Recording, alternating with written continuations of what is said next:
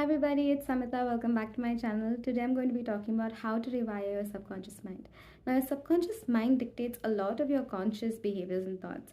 It is a reservoir of information that you've collected over the years, and it includes a lot of things that you may not be even aware of, that you've repressed or you've just thrown in there, either as beliefs or opinions or truths that are simply not true anymore. Things that you believed in the past, sometimes that are not true, but you still somehow believe them. Now, our subconscious mind can hold the key to our day-to-day lives and behaviors. Now, if we tap into the power that our subconscious has over life itself and over ourselves, we'll be able to nurture it and wire it in a way that works for us and our growth, because the subconscious mind is kind of like the universe, but it's like you're in the universe. Whatever you put out into the universe is what comes back to you. So with respect to the law of attraction, a lot of people say if you put out negativity, that's what's going to come to you. If you put out positivity, that's what's going to come to you. Similarly, whatever you feed your subconscious mind is going to contribute to a lot of your conscious thought patterns, your behaviors, your idea of yourself, your idea of life, everything. So understanding how to rewire your subconscious mind to retain things that will make your subconscious mind ensure that it's contributing positively to helping you build the life that you want. Number 1, affirmations. Now, I believe that reality is constantly changing and reality is also subjective. What is real anyway? There is a quote from the Bhagavad Gita that I really love. It translates into, man is made by belief, as he believes, so he is. So I believe that our outer reality and outer world is simply a reflection of our inner beliefs. And we are constantly creating our realities by putting out frequencies, energies, and thoughts into the world. So we make our reality. All of life situations are determined whether they are positive or negative, based solely on our perception of these situations. Right after you wake up is when your subconscious is the most receptive.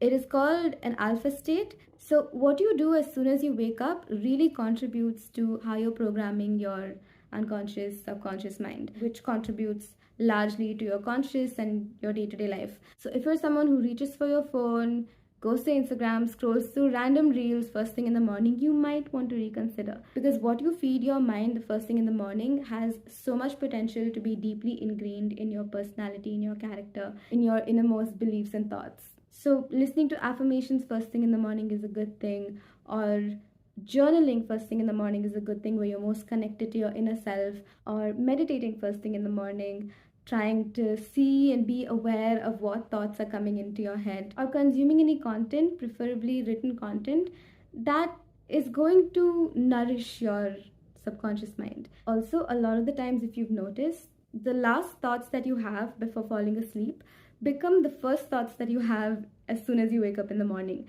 So what you feed your mind right before you slip into sleep as well is very important, because that is what is going to carry into your next day as well.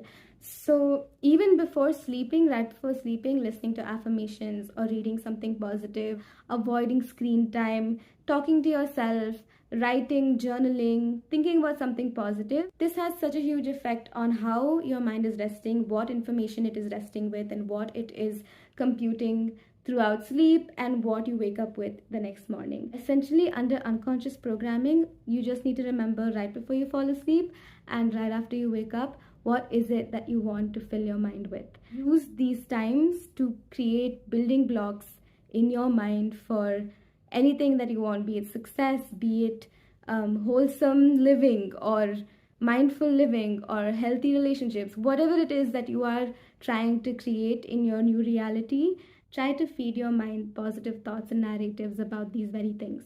It can make so much of a difference.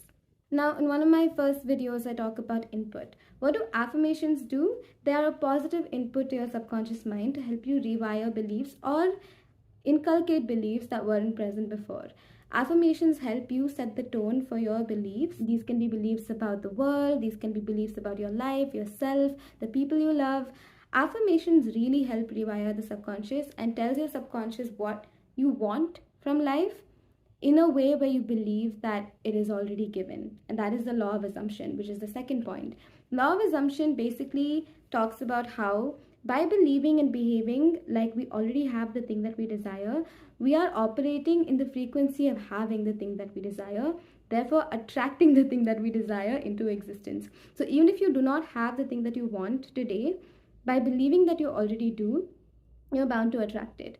And that is something that I found to be really powerful. And to be honest, I've seen it work out a lot in my life. A lot of the times when I wanted something really badly, but it didn't happen for me, I realized that I had my doubts about receiving it. Do I deserve receiving what I want? Is someone else more deserving of the thing I want than me? Am I good enough? These are thoughts and insecurities and doubts that I had that prevented me from getting things that I wanted. So when I used affirmations like I'm deserving, I'm worthy of everything I could want, it made a whole world of difference for me, because I genuinely started feeling that. I genuinely started believing it more and more. The more I just listened to it, I listened to affirmations while going on a morning walk, and I sometimes customize these affirmations for myself. I just put in a voice note about everything I want to tell myself in my voice, and then listen to myself while I take a walk. And I have like 10-minute affirmations for different things in my life, like my career, or my confidence, or my mental health, my physical health, friendships and relationships. Affirmations have really helped me feel like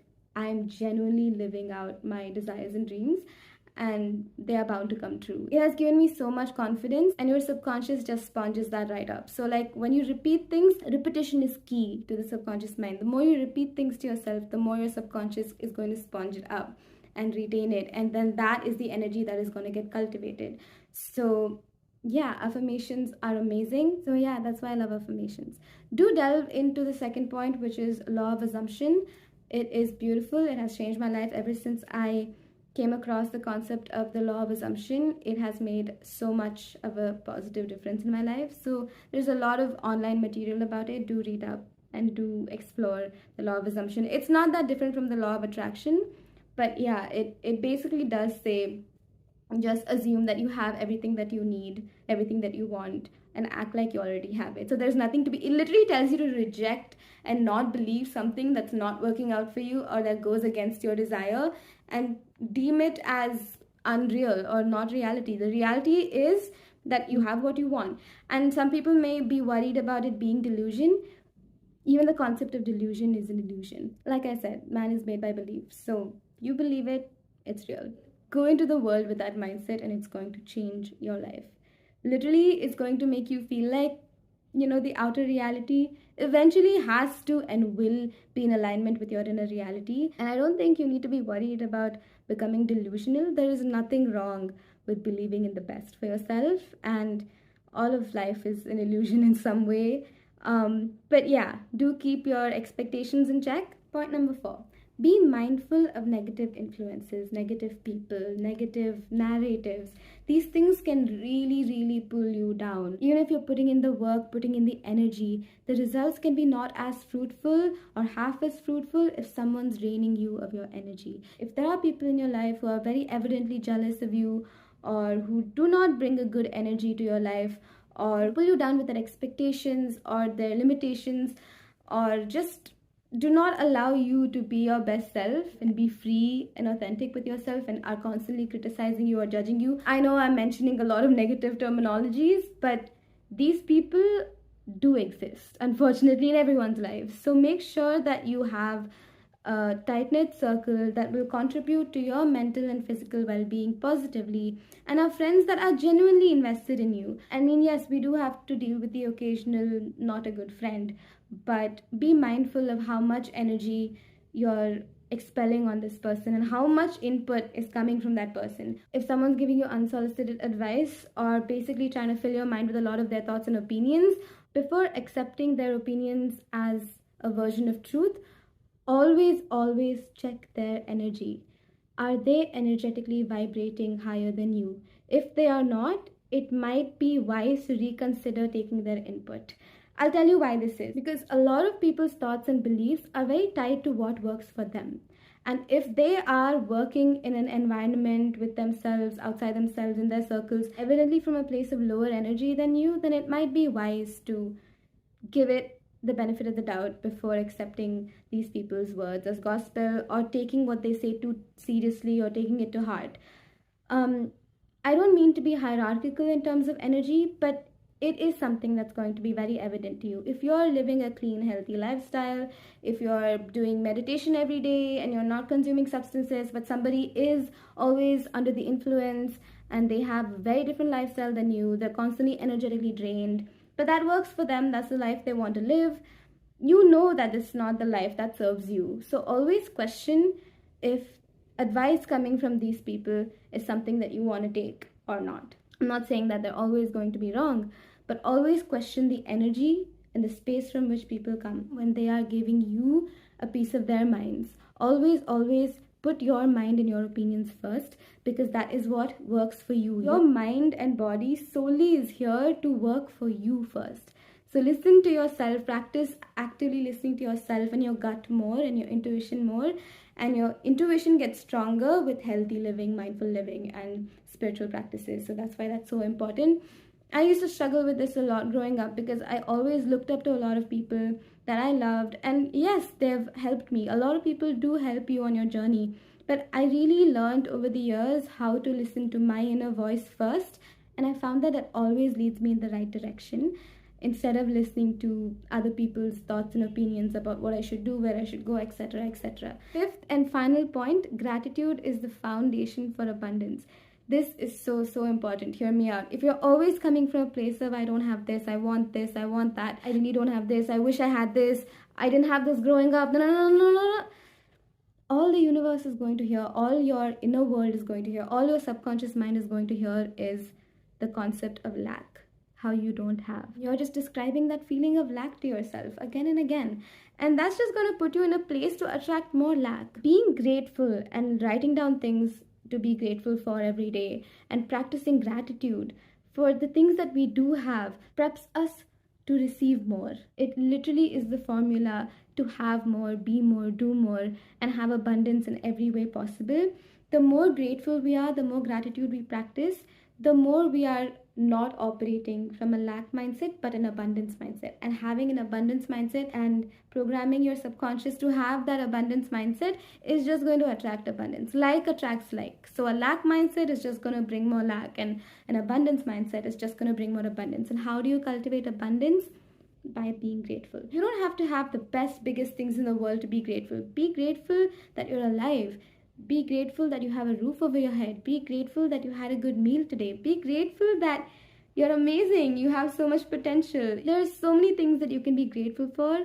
Find it. And I find that writing about it every day when I'm journaling, either in the morning or evening, that really helps me practice gratitude. Or just practice gratitude whenever you feel like you want to. Just be like, oh, I'm so happy. When you have a good day, for example, at the end of the day, just be like, oh, this day was amazing. I'm so happy this day happened. I'm so grateful. If you want to thank God or the universe, thank you, universe, for an amazing day. That is it. You have mastered gratitude. There's not much to it. Now, if you find that you have been operating from a lack mindset most of your life, it's going to take time to rewire and change that. But know that you can. Change is necessary, change is nature, change is inevitable, and if you are choosing change, you are choosing growth. Having said that, that's it for today's video. I hope this gave you some insight on how to rewire your subconscious mind for the better, for the positive. If you like this video, do give it a thumbs up, leave a comment below, hit the subscribe button and the bell icon. I will see you next time. Bye.